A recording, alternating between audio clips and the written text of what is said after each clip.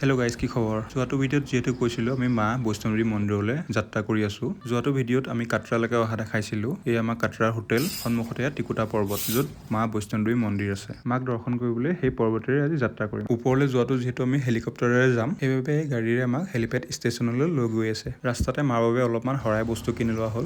আমি পাই গ'লো হেলিপেড টাৰ্মিনেল। ইয়াত আমি ডকুমেণ্ট জমা দি উলিয়াব লাগিব RFID কাৰ্ড। হেলিকপ্টাৰত যাবৰ বাবে ইয়াতে কৰিব লাগিব অনবৰ্ডিং কৰা টাইমত আপোনাৰ ৱেইট জোখা হয়। তাৰ পাছত গাড়ী লৈ যাব হেলিকপ্টাৰ ষ্টেচনলৈ। আপোনালোকৰ যদি বৈষ্ণৱদেৱী মাৰ দৰ্শনৰ বাবে আহিম বুলি ভাবিছে, তেন্তে হেলিকপ্টাৰ বুকিং কৰা, RFID কাৰ্ড বনোৱা, মাৰ দৰ্শনৰ বাবে স্লট বুক কৰা, ভৈৰৱ বাবা মন্দিৰলৈ যোৱা ৰোপৱে, সকলোবোৰ আগতীয়াকৈ অনলাইন কৰি থ'লে আপোনালোকৰ সুবিধা হ'ব। মোৰ সকলোবোৰ ফৰ্মেলিটিজ কৰি হৈ গ'ল। মই বনাই ল'লোঁ RFID কাৰ্ড, লগতে হেলিকপ্টাৰ যাবলৈ অনবৰ্ডিং। মই 6 নম্বৰ গ্ল'বেল হেলিকপ্টাৰখনত যাবলৈ পাইছোঁ। ইয়াতে দুখন হেলিকপ্টাৰ চলে, এখন হ'ল গ্ল'বেল, এখন হ'ল হিমালয়ান। গ্ল'বেলখনত 6জন যাত্ৰী যাব পাৰে আৰু হিমালয়ানখনত 7জন যাব পাৰে।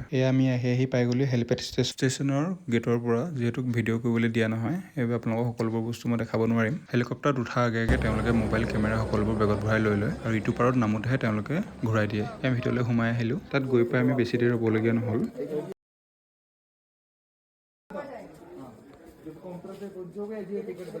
ভিতৰলৈ সোমোৱাৰ পাছত তেওঁলোকে বেগ আৰু মোবাইলখিনি চেকিং কৰি ৰাখি থয়। মোৰ বেগত ষ্টিকাৰ লগাই দিলে, তেওঁলোকে মোৰ বেগ আৰু মোবাইল ৰাখি থ'ব। এইডোখৰ পৰা যিহেতু আৰু ভিডিঅ' কৰিব নোৱাৰিম, ইটোৰ পৰাই লগ পাই আছোঁ। আমি হেলিকপ্টাৰৰ পৰা নামি এইটোৰ পৰা পাই গ'লোহি। প্ৰথমতে আমি গাইড 2জন লৈ ল'লোঁ। ইয়াৰ পৰা এতিয়া মা মন্দিৰলৈ খোজকাঢ়িব লাগিব আমি 8 কিলোমিটাৰ। আৰু যিসকলে খোজকাঢ়ি যাবলৈ অসুবিধা হয়, তেওঁলোকৰ বাবে পালকি, ঘোঁৰা আদিৰ ব্যৱস্থা আছে। আমি যিহেতু ওপৰলৈকে হেলিকপ্টাৰত আহিছিলোঁ, হেলিকপ্টাৰৰ পৰা নামি মাৰ মন্দিৰলৈ যোৱা এই ৰাস্তাটোত ভিৰটো অলপ কম থাকে। আপোনালোকৰ লগত যদি কোনোবা সৰু ল'ৰা-ছোৱালী আহে, তেওঁলোকক ওপৰলৈ নিবলৈও এই সৰু সৰু গাড়ীবোৰৰ ব্যৱস্থা আছে। আৰু এইখন হ'ল পালকি।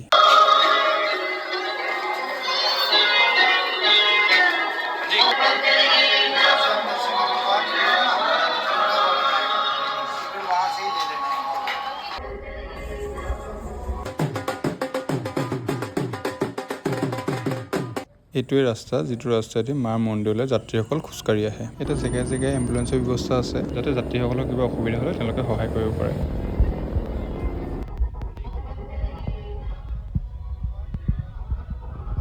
जय माता दी बोलो, जय माता दी, जोर से बोलो, जय माता दी। क्या खाना नहीं खाया? जय माता दी, प्रेम से बोलो, जय माता दी।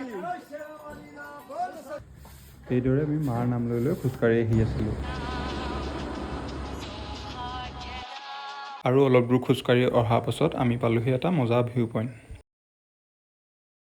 ভিডিঅ'ত দেখিবলৈ কেনেকুৱা হৈছে নাজানো, কিন্তু সন্মুখৰ পৰা দেখিবলৈ বহুত ধুনীয়া আছিলে। এই ভিউ পইণ্টটোৰ পৰা গোটেই পাহাৰটো দেখা পায়। ব'লক সন্মুখৰ পৰা আপোনালোকক আমাৰ অহা ৰাস্তাটো দেখাওঁ।